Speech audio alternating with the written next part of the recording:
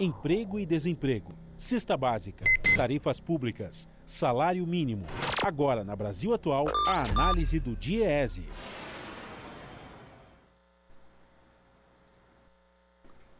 Nós vamos conversar agora com o diretor técnico do DIEESE, Fausto Augusto. Bom dia, Fausto. Tudo bem? Bom dia a todos.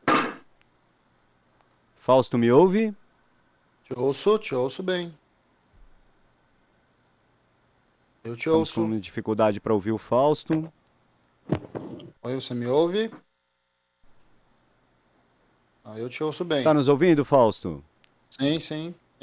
Ele está nos ouvindo, mas nós não estamos ouvindo ele.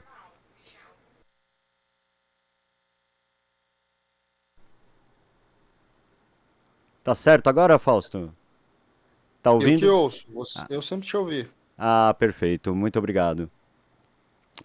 Fausto, o Copom elevou novamente a taxa básica de juros, chegando a 10,75%, fazendo com que o Brasil tenha hoje o maior custo real de juros na comparação entre 40 países. O que essa situação mostra sobre a conduta do governo Bolsonaro na economia? Bem, nós novamente subimos aí o ranking da taxa de juros e agora alcançamos aí o patamar da maior taxa de juros estimadas aí no mundo, em especial olhando para a inflação futura. Quando a gente olha para isso, de alguma forma, a gente vai vendo como a política monetária tem basicamente um olhar, né? E o olhar tem a ver com como o mercado financeiro está lidando com a questão da inflação e os interesses por trás, inclusive, dessas tomadas de decisão. A elevação da taxa de juros com um patamar real tão alto, de alguma forma, atinge o conjunto dos trabalhadores em geral, em duas pontas. Primeiro, porque encarece o preço do dinheiro, né? Seja pela taxa de juros no cheque especial, seja pela taxa de juros do cartão de crédito, seja pelas taxas de juros gerais do mercado, para as empresas em si, etc. De alguma forma, o encarecimento do dinheiro dificulta a retomada do crescimento, atrapalha minimamente a vida das pessoas em geral e retira parte significativa da renda de um lado da população, normalmente do lado mais pobre, para o lado dos mais ricos. E de outro lado, uma taxa de juros tão alta impacta diretamente a questão aí do crescimento econômico, da geração de emprego e renda e de uma melhoria aí na situação média da população brasileira. É bom lembrar que nós estamos com uma taxa de desemprego, que significa mais de 12 milhões de desempregados, uma economia andando de lado e com uma renda do trabalhador caindo cotidianamente. Cada nova pesquisa, cada novo dado que sai, vai mostrando como paulatinamente a renda vem sendo corroída, de um lado pela inflação, de outro lado pela estagnação econômica. Esse é o nosso retrato. E, de alguma forma, a política de juros, que é a forma como o Banco Central busca conter a chamada inflação, caminha nesse sentido e, de fato, não impactando diretamente aquilo que causa a inflação. A maior parte da inflação brasileira hoje está vinculada à produção, está vinculada à chamada inflação de oferta e não à inflação de demanda, e, em especial, combustíveis. Vamos lembrar que não houve nenhuma alteração na política de preços da Petrobras e a elevação das taxas de juros pouco impacta, de fato, o preço do combustível na bomba, o que vai significar que combustível, energia elétrica e próprio alimento, tudo aquilo que vem, de alguma forma, puxando a inflação para cima, não está sendo contido por essa alta taxa de juros. Então, quando a gente olha, o que a gente tem, por um lado, é uma escolha de uma política monetária de aperto fiscal, de aperto monetário e que, de alguma forma, vai beneficiando só os mais ricos, em especial o setor financeiro.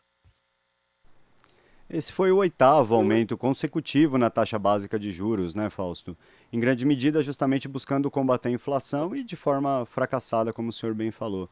Qual que é o caminho correto? O que o governo deveria estar fazendo para que a gente pudesse combater a inflação nesse momento que está corroendo a renda das famílias? Bem, primeiro a gente precisa olhar, né, precisa ter a questão para além da taxa de inflação como referência da taxa de juros.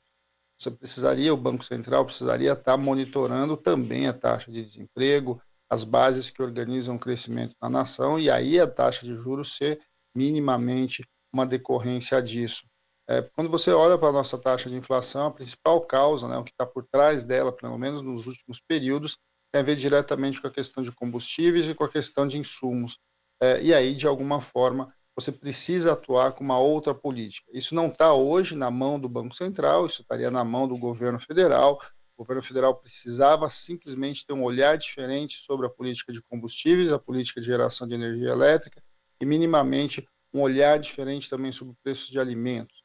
O Brasil abandonou a sua política de estoques regulatórios, o Brasil simplesmente não tem uma política de combustíveis que, de alguma forma, dialogue com o custo real da produção, e o Brasil simplesmente abandonou uma política energética ativa. Quando a gente olha para tudo isso, a gente vê e compreende o cenário que a gente está vivendo, em que o Brasil tem, de um lado, uma inflação que cresce e, de outro lado, um país que paralisa a sua economia e que reduz a renda média das pessoas.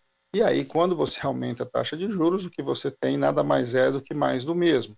Você continua forçando a economia a andar para trás de um lado e de outro. Você não consegue controlar os fatores que influenciam diretamente a inflação que está colocada. Você busca compensar a alta dos combustíveis reduzindo a inflação de serviços, né? Ou seja, reduzindo o salário em grande medida.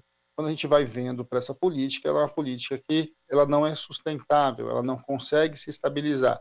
E, ao mesmo tempo, você vai vendo um governo que, de fato, não tem política nem de crescimento, nem uma política clara para onde colocar o Brasil. A inflação, basicamente, é um indicador de desequilíbrio. Para você atuar nos desequilíbrios, você tem que ter política ativa, você tem que ter política de investimento, você tem que ter política minimamente que mostre para onde o Brasil está caminhando. Né? Você está lidando o tempo, quando a gente fala de economia, você está lidando o tempo todo com as expectativas, e é fundamental que você construa expectativas positivas de modo que você vá corrigindo as distorções do próprio mercado. Isso é o contrário do governo Bolsonaro. O governo Bolsonaro é um governo que, a cada fala do presidente, na verdade, atrapalha a montagem de uma expectativa positiva, regride nos principais fundamentos e, de alguma forma, estabelece uma instabilidade como base do seu próprio governo. Tudo isso influencia a nossa realidade. E vis-à-vis aí o que está acontecendo no cenário internacional. Essa questão da alta de juros ainda terá um preço mais complexo, mais alto e mais difícil, uma vez que a própria política de elevação da taxa de juros começa nos Estados Unidos, começa no Fed, e que vai, de alguma forma, reduzir, inclusive, o impacto da atual elevação de juros que a gente está assistindo aqui no Brasil.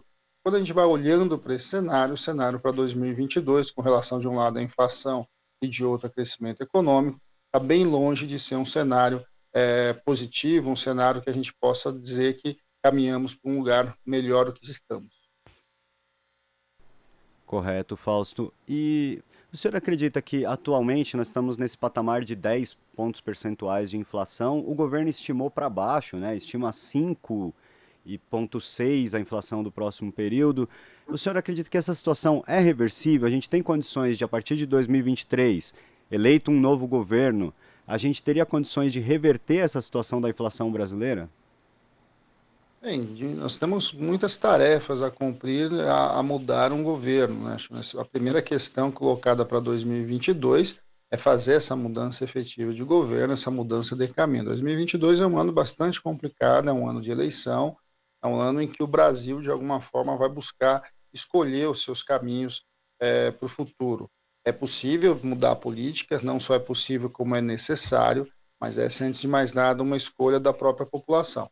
Projetos vão estar colocados aí na eleição e, de acordo com o entendimento, a compreensão, a vida real das pessoas, a gente vai caminhar aí para um modelo de desenvolvimento de um jeito ou de outro, e, de alguma forma, alterar ou não o rumo que o país está tomando. De alguma forma, a gente tem visto que muitas alternativas estão colocadas, não há a menor dúvida que você pode sim alterar a política de preços de combustíveis, você pode sim intervir na forma como você opera a discussão toda da energia no Brasil, você pode alterar, sim, a forma como você prioriza ou não a produção de alimentos para o mercado interno, como é que você lida com os estoques regulatórios de grãos, né, nas nossas commodities agrícolas, tudo isso faz parte, de alguma forma, de uma outra política que não está colocada hoje, mas que, sim, pode estar colocada em outro momento.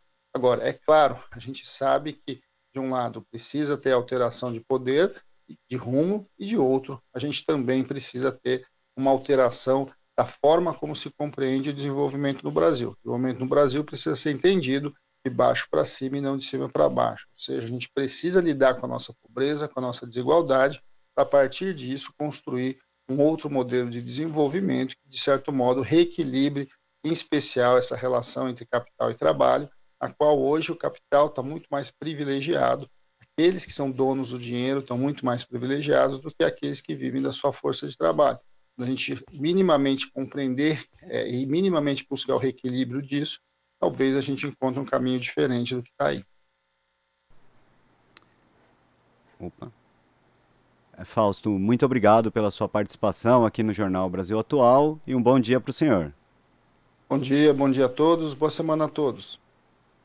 Conversamos aqui com o diretor técnico do DIEESE, Fausto Augusto. Aqui você ouve as notícias que os outros não dão. Jornal Brasil Atual.